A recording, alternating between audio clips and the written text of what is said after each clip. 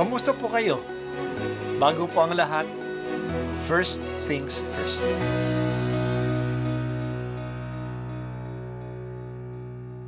Good morning po.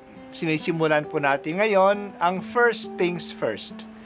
At dito po, tinatalakay natin sa unang bahagi ng umaga natin ay ang first readings na binabasa po sa banal na misa.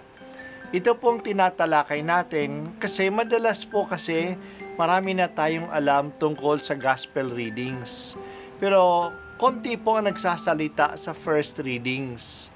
Pero ang first readings, bahagi din po yan ng Biblia, ng banal na kasulatan.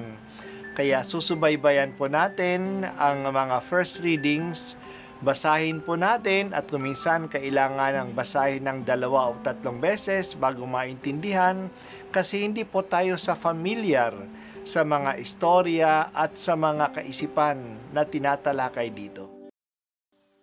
Ang pagbasa mula sa aklat ni Propeta Zacarias. Sinabi ng Panginoon, "Umawit ka sa kagalakan bayan ng Sion, pagkat maninirahan na ako sa piling mo."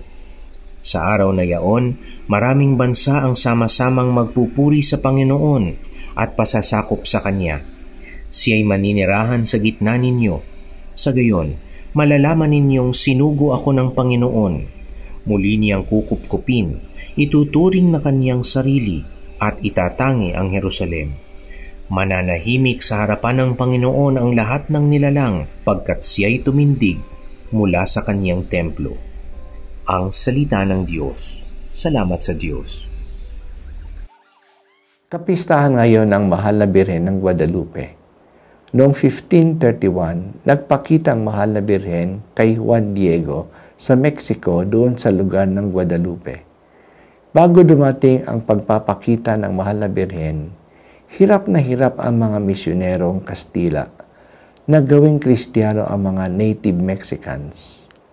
Pero nagpakitang Mahal na Birhen kay Juan Diego na isang Mexican Indian na halos walang pinag-aralan. Nagpakita siya bilang isang Mexican na babae na nakadamit sa lokal na damit nila. Siya noon ay buntis at ito ay tinatanda ng itim na tali sa kanyang baywang na siyang tanda ng mga buntis na mga babaeng Meksikana noon. Nagsalita siya sa lingwahe ng mga Indians. Ang malakas na mensaheng ito ay si Inang Maria ay kaisa ng mga Mexican natives at siya ay malapit sa kanilang kalagayan. Mula noon ay biglang dumami ang mga Katoliko. Buong lugod na niyakap ng Mexico ang pananampalataya. Hindi pala ito kakaiba sa kanilang kultura. Dahil sa mga misyonero na galing sa Espanya ay dumaan sa Mexico papunta sa Pilipinas. Dinala din ang debosyon ng Birhen ng Guadalupe sa Pilipinas. At siya ay naging pangalawang patron ng Pilipinas. Ang pagbasa natin ay galing kay Propeta Zacarias. Siya ay nagpapahayag ng pagbabalik ng mga Hudyo sa Judea mula sa pagkatapon sa Babylonia at pagtatayo muli ng templong nasira. Kaya ang diwa ng pagbasa natin ngayon ay masaya. Sabi ng Diyos, "Umawit kayo ng kagalakan, bayan ng Jerusalem, sapagkat naninirahan na ako sa inyong kalagitnaan."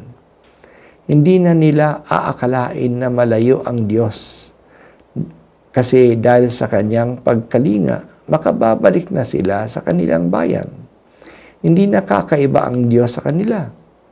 Maraming mga bansa ang magpupuri sa Diyos at magpapasakop sa Kanya. Ang pagbasa natin ay angkop sa kapistahan ng pagpapakita ng Mahal na Ina sa Guadalupe. Yan nga ang naranasan ng mga tao noong makita nila na ang Mahal na Ina ay hindi kakaiba sa kanila. Ang damit niya ay damit nila, ang salita niya ay salita nila. At ang dating niya sa kanila ay isang nagmamalasakit na ina. Naramdaman ng mga tao na hindi siya kakaiba sa kanila. Kaya madali nilang makilala ang Diyos na naging tao, na naging kapwa nila. ang debosyon sa mahal na ina ng Guadalupe hindi lang para sa mga Meksikano. Maraming mga bayan sa Latin America ay tumanggap sa mabuting balita dahil sa Birhen ng Guadalupe. Nakarating pa nga ang debosyong ito sa Pilipinas. O mahal na ina, Birhen ng Guadalupe, ay ihanda mo kami sa pagdating ni Jesus. Salamat sa iyong pagmamalasakit na maging malapit kami sa Kanya. Patuloy mo kaming patnubayan. Ipinagdarasal din namin ang mga kapatid namin sa Latin America na inuusig sa kanilang pananampalataya, lalo na sa Nicaragua at Venezuela. Patatagin at protektahan mo sila.